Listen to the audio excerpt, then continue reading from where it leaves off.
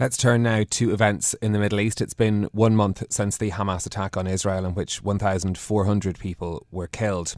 Israeli troops continue to advance within the northern part of Gaza, where the health ministry that's controlled by Hamas says the death toll has now passed 10,000. Israeli military spokesperson Peter Lerner joins us now for more. Good morning to you, Peter. Thank you for being with us.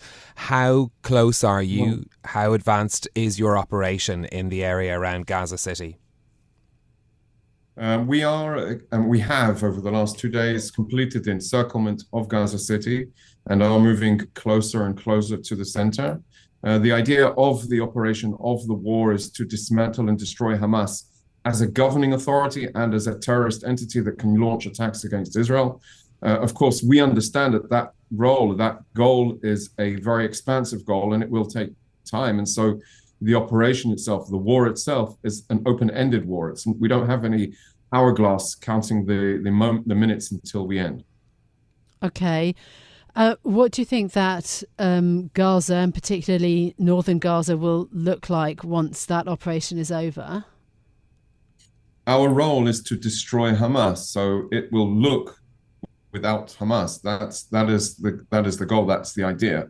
Indeed, the images of warfare, and specifically urban warfare, are going to be always images of devastation. But there really is no other option for Israel. Hamas have said clearly that they see the civilian victims of Gaza as a legitimate tool in their path to liberation. They've said clearly several times that the tunnels that they built are for their offensive activities, not for the defense of the people. And they've said also that if given the chance, they will do 7th of October again and again and again.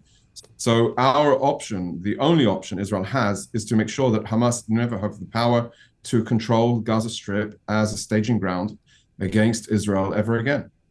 You've talked about the tunnels under Gaza. That makes your operation more complex. What weaponry will you use to clear out those tunnels? Obviously, I can't elaborate on specific tools or methods and techniques.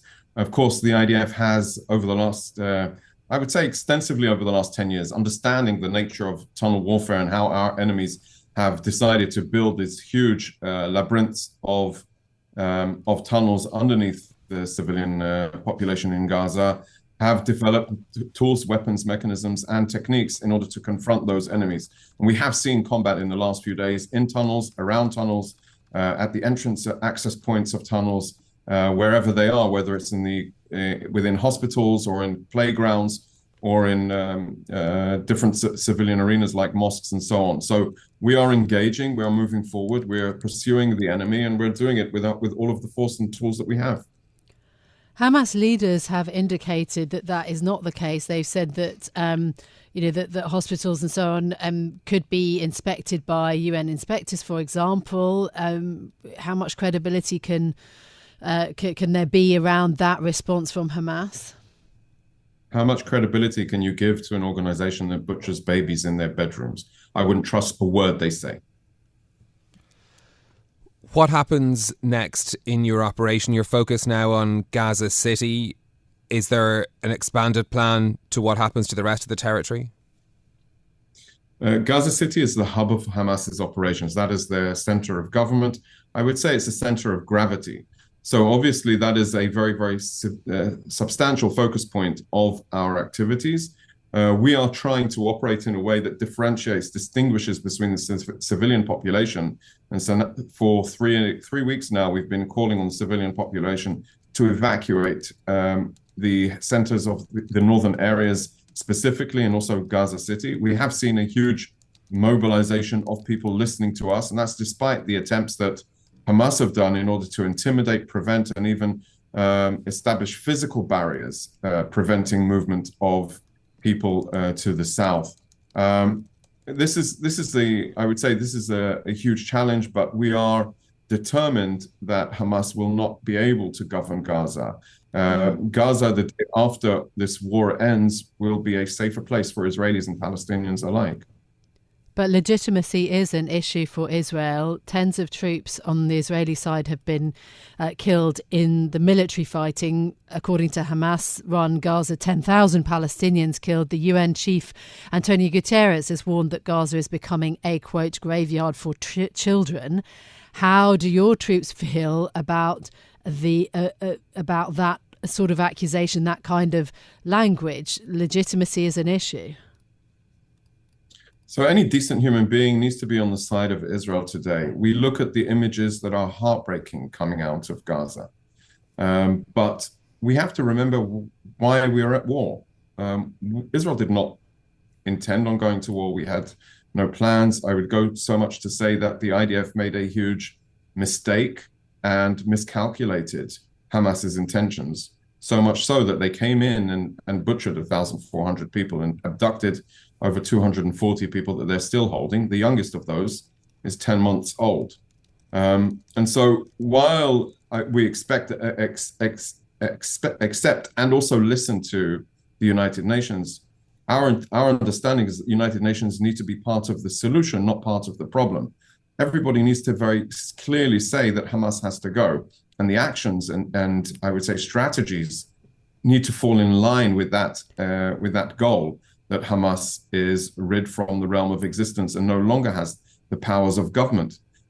We have to understand what they did with these powers. They were able to build not only the tunnel infrastructure, but they built an effective terrorist army, the terrorist army that was well equipped, well trained, and well instructed to burst and strategically attack Israel. What did they expect would happen in the aftermath of this massacre? Has the United Nations not been clear about Hamas, about condemnation for Hamas? When I looked at the United Nations announcement yesterday, they didn't even mention Hamas. So they are, by not mentioning them, I would say they're giving them a free pass. They're exempting them from any accountability or responsibility for the people of Gaza.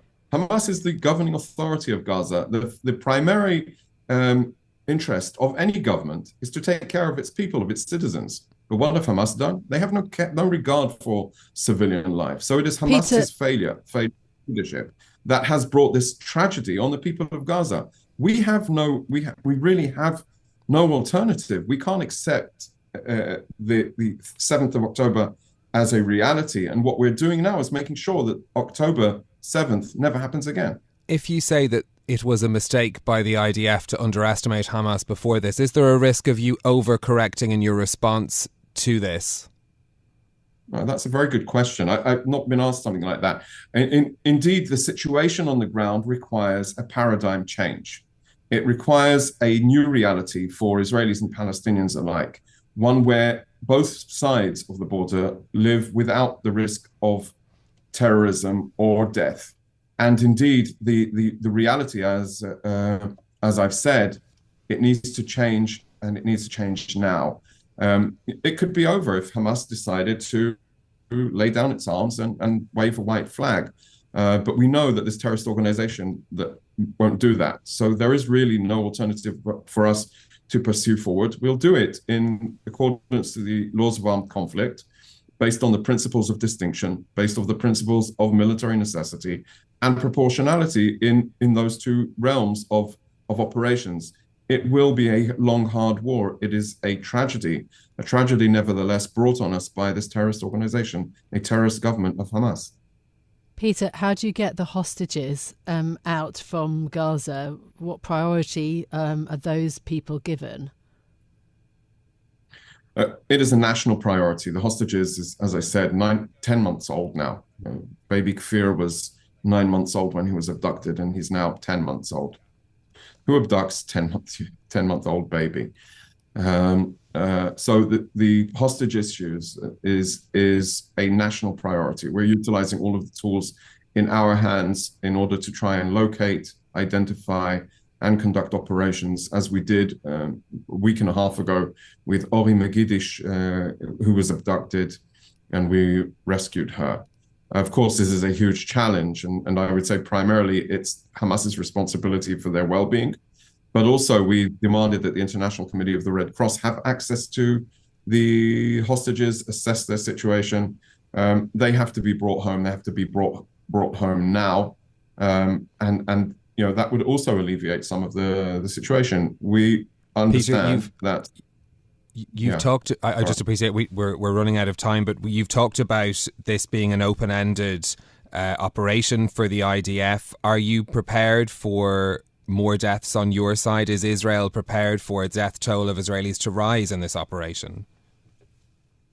So it all began with the massacre of Israeli civilians. The Israel Defense Force is the first line of defense of the Israeli people. And we have now around 30 deaths in our forces since the ground operations commenced. It is a reality of warfare. But again, that is the charge, that is the responsibility of the defense forces. Israeli society has come, I would say, as a generalization, has come together around this event in a way which was, if you'd have asked me a week and 5 weeks ago, wouldn't have possible because of internal politics. But today, Israelis are determined to safeguard their country and their people and their existence. Okay, Peter Lerner, Israeli military spokesperson, thank you very much for joining us on the programme.